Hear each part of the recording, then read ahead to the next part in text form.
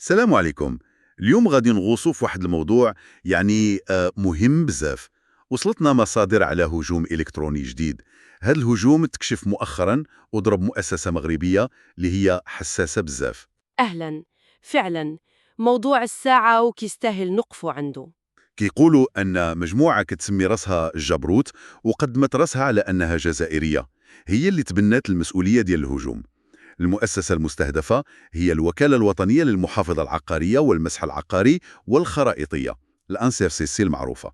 إذن الهدف ديالنا اليوم هو نفهموا شنو وقع بالضبط ونشوفوا شنو هاد المعلومات اللي تسربات استنادا غير للمصادر اللي عندنا.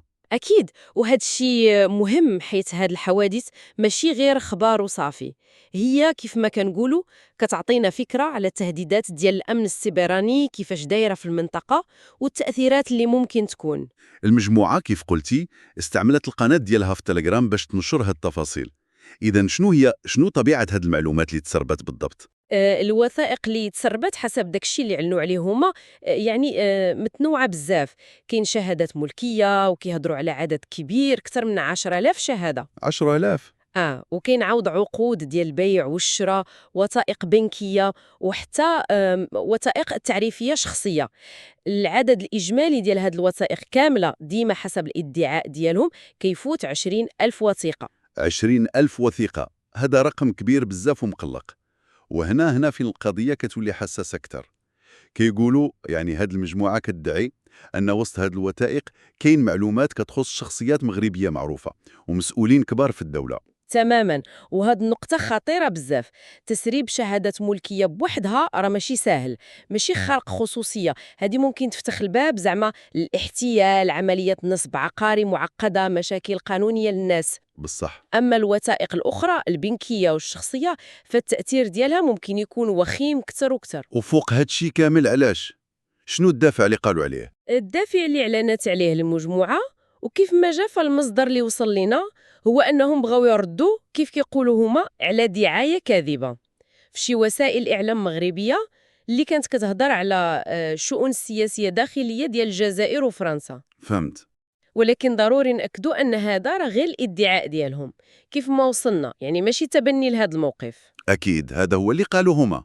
وهادشي كيفكرني، هادي ماشي أول مرة كنسمعوا بسمية مجموعة جبروت، ياك؟ عندك الصح، ماشي أول مرة. هذه تاني مرة كيتعلن على هجوم كبير من عندهم في مدة قصيرة.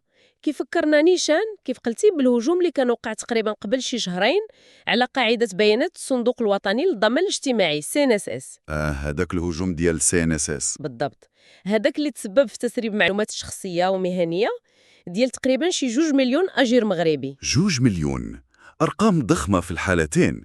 إذن كنشوفوا هنا بحال واحد النمط كيتكرر. نفس المجموعة اللي كتسمي راسها جبروت كتستهدف بنيات تحتية معلوماتية حساسة في المغرب، وكتعلن على دوافع عندها طابع سياسي. بالضبط، واللي كيثير الاهتمام بزاف هو هذا الاستهداف المباشر والمتكرر لهذا النوع ديال المؤسسات.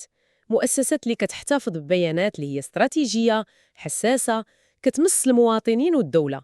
وهذا الشيء بطبيعة الحال كيطرح أسئلة كبيرة على الجاهزية ديالنا في الأمن السيبراني وعلى طبيعة يمكن حرب المعلومات اللي كاينة في المنطقة. وشنو المعنى ديال هاد الشيء كامل؟ شنو التأثير علينا كمواطنين كمجتمع؟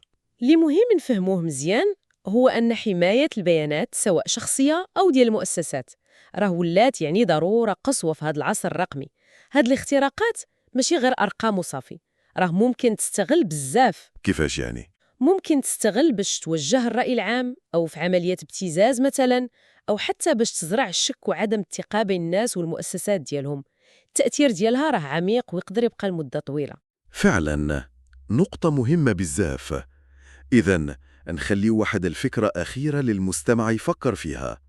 بعيداً عن الدوافع السياسية اللي كتعلنها المجموعة واللي كتبقى مجرد ادعاءات، شنو هي الآثار الحقيقية الملموسة اللي ممكن تنتج على تسريب هذا الكم الهائل ديال البيانات الملكية والعقود والمعلومات الشخصية وحتى البنكية؟